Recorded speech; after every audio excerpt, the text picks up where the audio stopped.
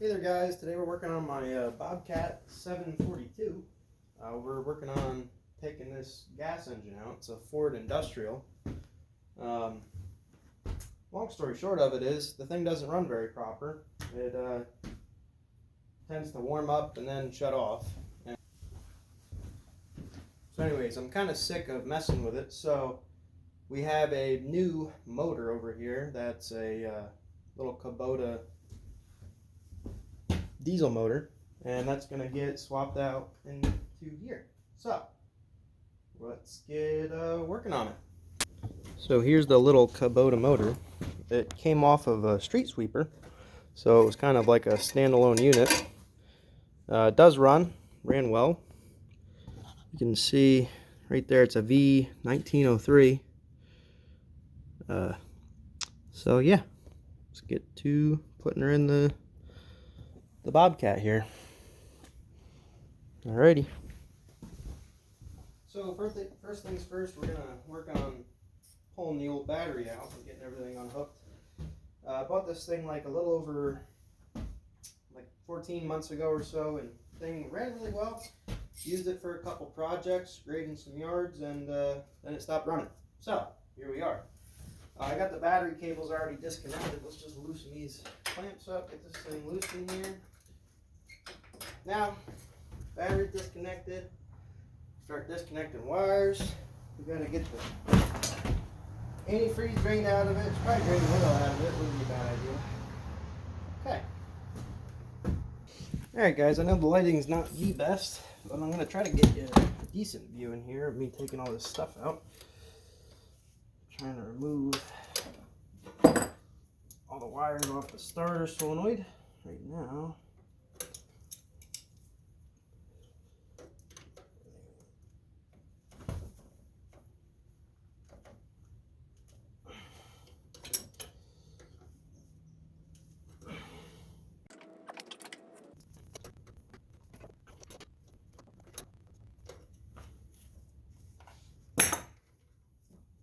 So I have already done a good bit of work on this machine here.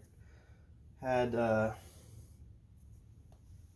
torn it all apart last winter, 2021 winter, or 2021 to 2022, and painted it all up just in the barn here. Nothing special, nothing fancy, but cleaned it up best I could. Kind of freshened up the engine bay a little bit. Had to fix a few things and give it a serious cleaning because it was caked with about 30 years worth of goo. Mainly dust covered, or dust impregnated hydraulic fluid. So I had to clean it up. Obviously the exhaust, I put some heat tape on because it gets pretty toasty. I had to put a new muffler. Had to put a new radiator because it leaked like a sieve. Didn't hold any antifreeze. And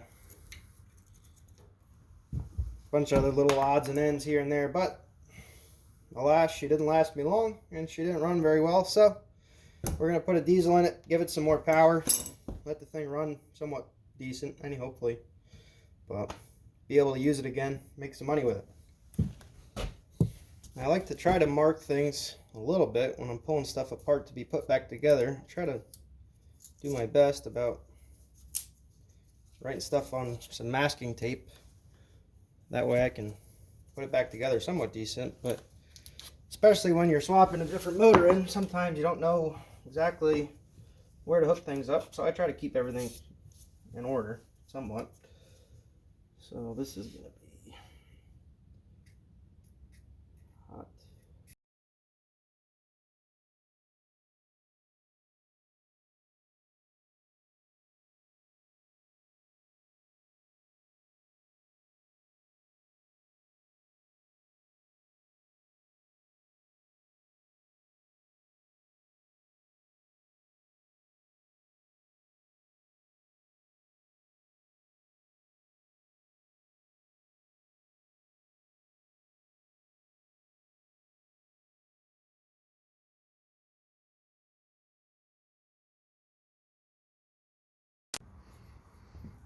Alright, let's get this wiring harness all loosened up, disconnected, so on and so forth. At least what's on the motor here, what we have to get moved.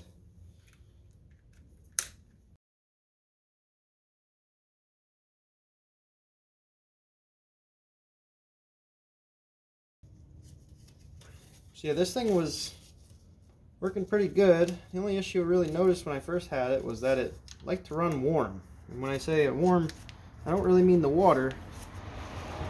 The temperature never seemed to climb too high, but the exhaust got really, really hot. And I mean, the muffler was pretty clogged up, so once I replaced the muffler, because it was all rusty and rotted out, then I thought it might fix it, but if anything, it made it worse. And the thing would actually, the manifold would glow cherry red, so that was a problem.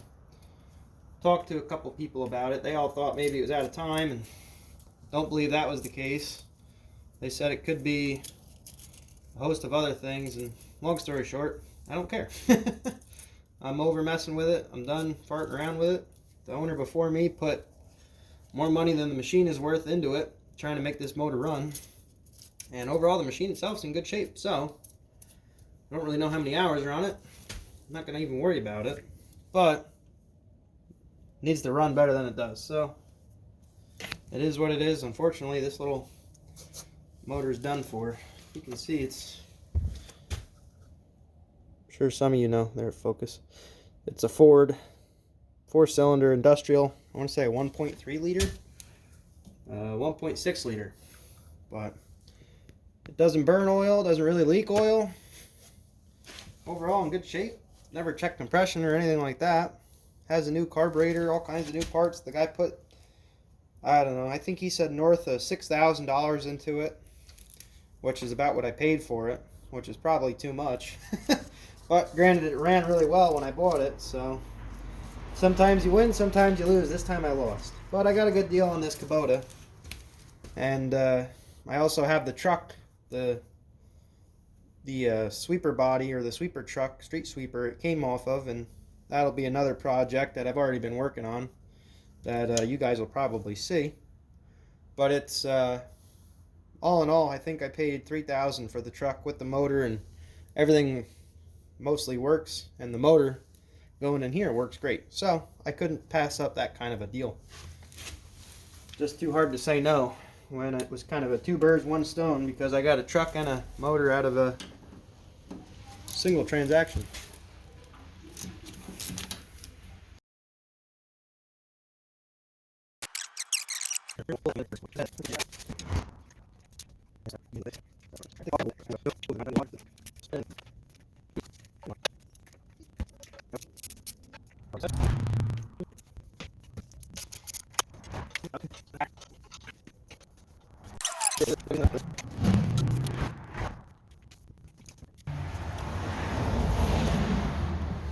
Well, got a couple more wires left here. I don't know where the heck they go to though. I can't find. One of them goes to the distributor, but there's no way of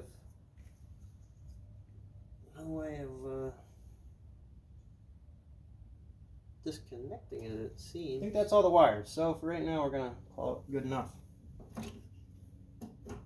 Disconnect the other wire, the main wire for the cap on the rotor.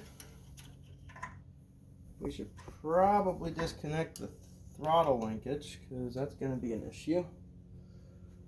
That looks pretty simple.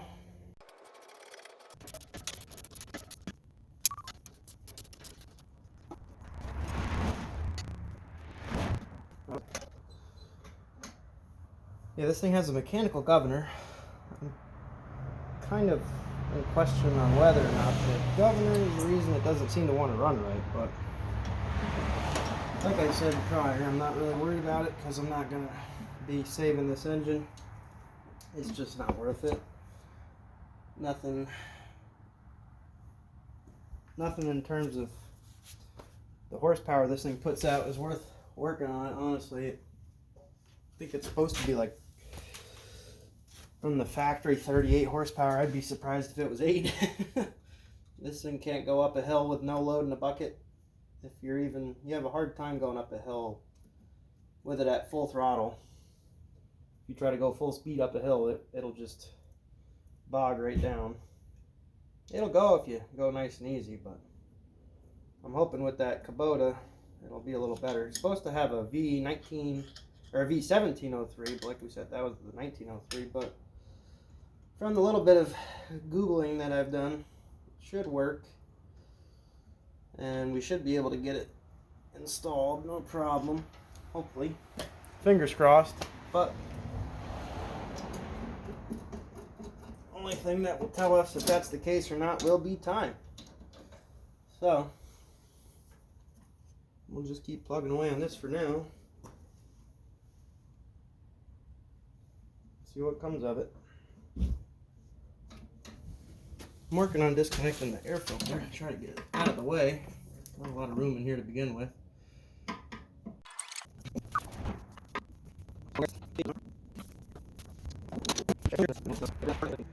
Alright, so we have to get just the fuel line, I think, disconnected, and that'll be everything kind of in here. Oh, our choke cable, which we're never going to need again. And that'll be it.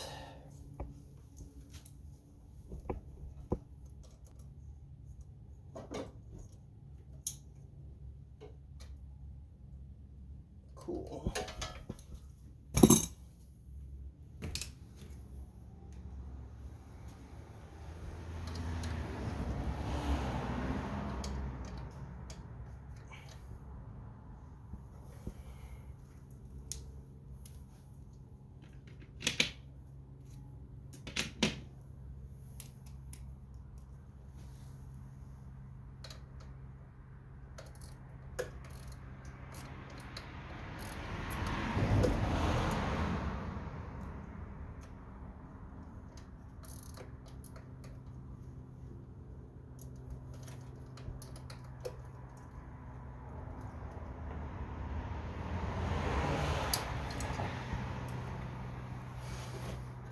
Probably have to lift the cab up on this to pull that out, so that's okay. The way it is for right now. Guess it's gonna keep poking me. Do that. Just take that out of the way. Okay. Now just the fuel line. This has a mechanical fuel pump on it. Put a new fuel line on it last year. Let's see what that looks like. It's smaller.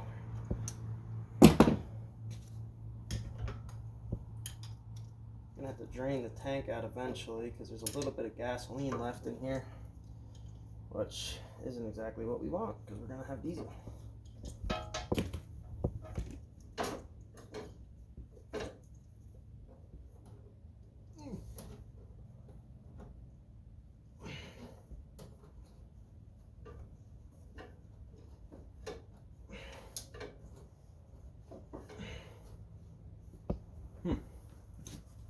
Stubborn.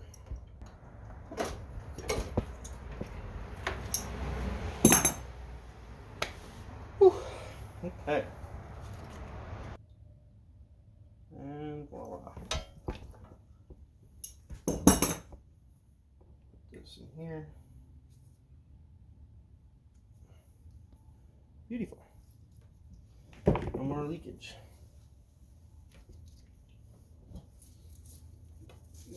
Go into the motor. Well, that's all the wires disconnected, fuel lines disconnected. Everything left to do is disconnect the radiator hoses. Alrighty, we're gonna get working on pulling out the pulling off the exhaust. So get that out of the way.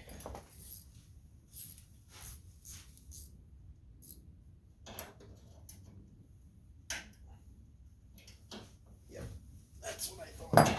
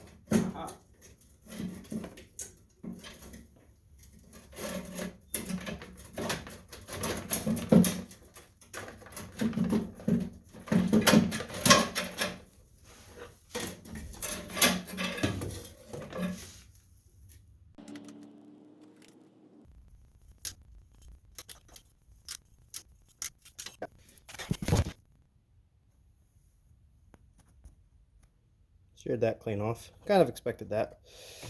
But what are you going to do? It is what it is.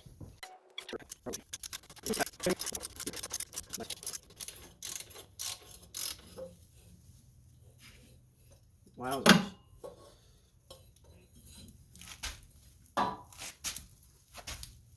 And hopefully it doesn't fill up this 5-gallon bucket. I don't remember how much antifreeze it took, so let's hope it's not more than 5 gallons. I think it's only about 2. Alright, I'm going to pause this, let you guys skip to when it's done draining. Alright guys, so we got the antifreeze all drained out of her. Get this thing unbolted, start pulling it out.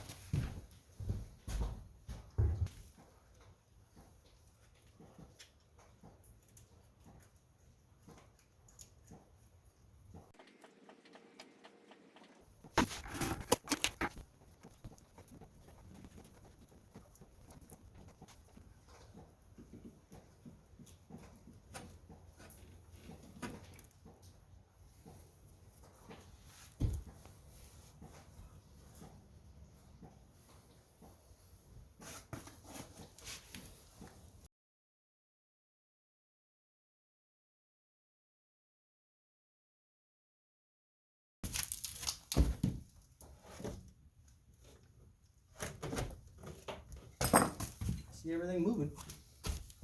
See a fan.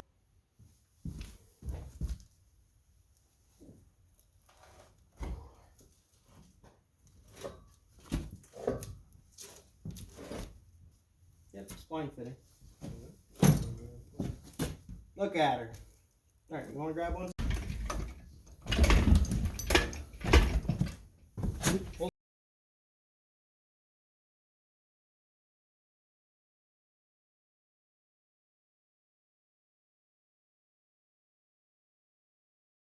Alright guys, so got the motor all pulled out, and gonna have to start stripping it down. Pull this, I guess most people call it a squirrel cage fan. This connector, the flywheel, whatever else. We really need it for, need to get this motor off of this plate more than anything. But we're gonna need to use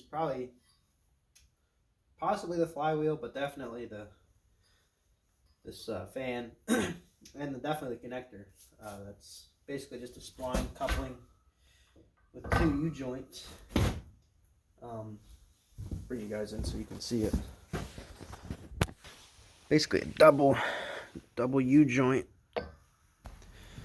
Might have to make new brackets here for these motor mounts. I think these are bolted, so it's been a couple days since I've been out here working on this thing, but